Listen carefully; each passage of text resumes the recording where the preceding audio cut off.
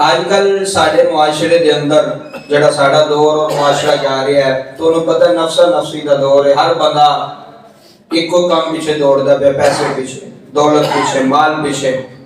और साढ़े मुआशरे के अंदर जेड़ी औरत बेवा हो जाए, जिदा खामन दुनिया तो चला जाए, उन्होंने अच्छी निगाह नाल नहीं वेख्या जाता। अगर वो बेवा होके खामन दुनिया तो टुर गया है, अपने भरावां दे घर आ गई है, मापियां दे घर आ गई है, 2-4 महीनों तो बाद वो भरावां वास्ते भी बोझ बनन लग पैंदी, भरा उन्हें बोझ समझन लग पैंदे ने। अगर वो भैणां चली जाए तो भैणां भी उन्हें बोझ समझन लग पैंदियां ने। ओदी औलाद नूं उन्होंने भी कोई 1 महीना रखेगा, 2 महीने रखेगा, क्योंकि यतीमी का जो टाइम है ना, ये बहुत औखा है। यतीमी का वक्त बहुत औखा है। उन्होंने पूछो जेडे इस वक्त च गुजरते पे ने, ते जेडी किसी दी धी आके बेवा होके वापस आ जाती है, हुण मां प्यो तो नहीं उन्हें घरों कढ सकदा। जिन्ने जो बाप होवे वो बाप उहदे नाल तामन करदा, ओदी खिदमत करदा, ओदे बच्चों नाल प्यार करदा।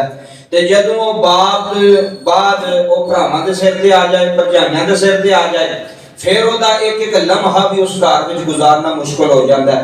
एक वक्त भी गुजारना मुश्किल ओदे वास्ते मुसीबत हो जाती है, परेशानी हो जाती है कि बेवा औरत का अच्छा सलूक नहीं किया जाता। लोग आंदे ने तू अपने घरों उजड़ के इत्थे आके बह गई है साडे घर, भरा भी नफरत करते हैं, भरजाइयां भी नफरत करदियां ने, मल्लेदार भी लोग नाल नफरत करते हैं। एक गल बड़ी तवज्जो नाल सुनो। एक सहाबी रसूल हजरत खिफाफ बिन इमाम, ये सहाबी रसूल होए ने, इन्हां दी बेटी बेवा हो गई, ओदा खामद दुनिया तो चला गया। सहाबी रसूल दी बेटी सी, वो बेवा हो गई। बेवा होके ते वो मदीना शरीफ आ गई। ते रस्ते विच ना हजरत उमर लग गए, हजरत उमर इब्ने खत्ताब रजी अल्लाह तआला अन्हो। हजरत उमर नूं ओ जदों मिली ना, उन्हें आके ना अर्ज की कि उमर मैनू पहचान है, मैं किदी बेटी हां? मैं उस सहाबी रसूल दी बेटी हां जेड़ा आपी ते अपना पुत्र जंगे ओहद विच जंग लड़दा रहा, मुहासरा करदा रहा। मैं हजरत खिफाफ दी बेटी हां ते की हो गई हां? बेवा। की हो गई हां? बेवा। हजरत उमर इब्ने खत्ताब ने जो सुनिया तो आप दे लूंगड़े खड़े हो गए।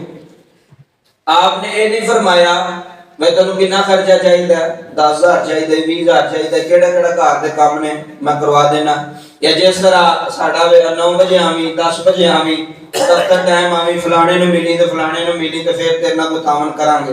हुण हजरत उमर दा वेखो अंदाज, कुर्बान जाइए। हजरत उमर उसे वक्त एक ऊंट लिया, माले गनीमत विच 2 बोरियां, किनियां? 2 बोरियां जनाबे उमर इब्ने खत्ताब रजी अल्लाह तआला अन्हु 2 बोरियां लद के समान भी वेच सी, ओदे विच चांदी भी सी, ओदे विच नकदी पैसे भी सन, दिरमो दिनार भी सन। ओ 2 बोरियां लद के ना ते हजरत खिफाफ दी बेटी जेड़ी बेवा होके आई सी ना मदीने, ओ ऊंट दी लगाम उस बेटी दे हाथ विच फड़ाई ते कहन लगे कि ए ऊंट भी तेरा ते समान भी तेरा। सुभान अल्लाह।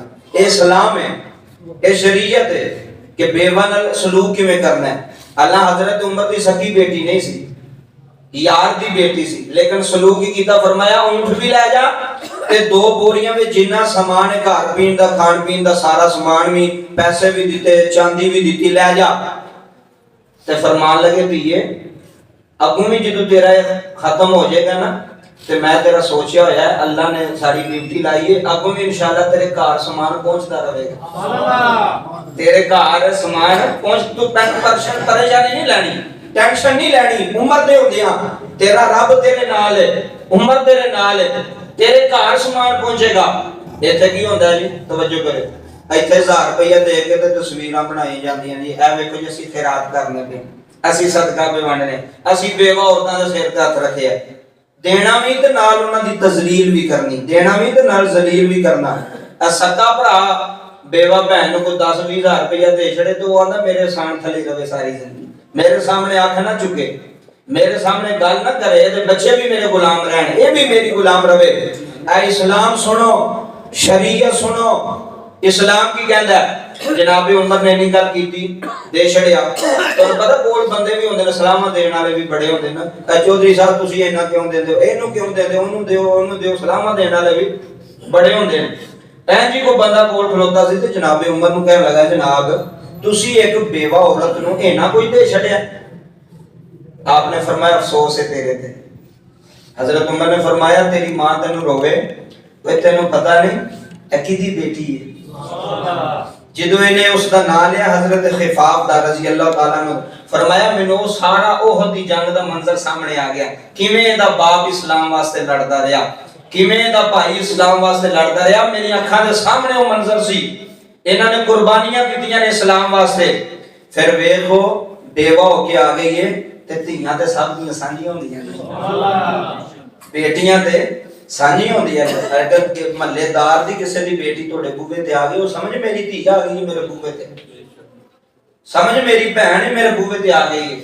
तेरे महल्लेदार है, तेनू जानदी, तुसी ओनू जानदे हो, ओनू भी खाली पटोरदे, वे पता भी है वे हकदार है, इनू लगदा भी है वे, ते फिर भी तफ्तीशां करनियां वे वाकई इनू लगदा कि नहीं लगदा।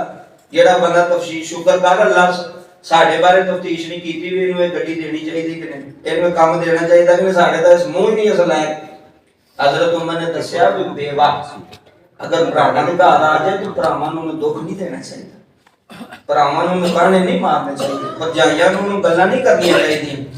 ओदे ते मुश्किल वेला आ गया, मुश्किल टाइम आ गया, ओदे नाल खड़े हो जाओ, मुश्किल वेले ओदा सहारा बन जाओ, बाप भी सहारा बने, मां भी सहारा बने। बाबा जी इस्लाम आंदा है, हजरत उमर ने ना कोई दिता ते दे के फरमाया तू दी थी नहीं, तू उमर दी भी थी, तो मेरी भी बेटी, ते तेरा सारी जिंदगी दा बंदोबस्त हो गया। ऐ नहीं महीना 2 महीने दे के, सारी जिंदगी दा बंदोबस्त। तैनू हुण किसे दे बूहे ते जाना, तैनू हुण किसे कोल मंगना पैना, धीयां वास्ते पुत्रां वास्ते किसे कोल नहीं जाना पवेगा। इंज दे काम करो फिर अल्लाह दी जात खुश होंदी है। माड़ियां बंदियां दा, बेवा औरत दा जिदा सिर ते साई कोई नहीं, जिदा कमान वाला कोई नहीं, और कुछ ऐसियां बीबियां होंदियां ने वो किसी दे बूहे ते जाके मंगदियां नहीं, वो कपड़े लोगों दे सिलाई करके भी बच्चे पाल लैंदियां ने, लेकिन किसी दे बूहे ते जांदियां सवाल करदियां नहीं। इन्हां बेवा औरतां दा ख्याल रखो, इन्हां गरीब औरतां दा ख्याल रखो जिन्हां दा कमान वाला कोई नहीं, जिन्हां नूं लिया के देण वाला कोई नहीं। अगली बात बड़ी जरूरी और अहम बात,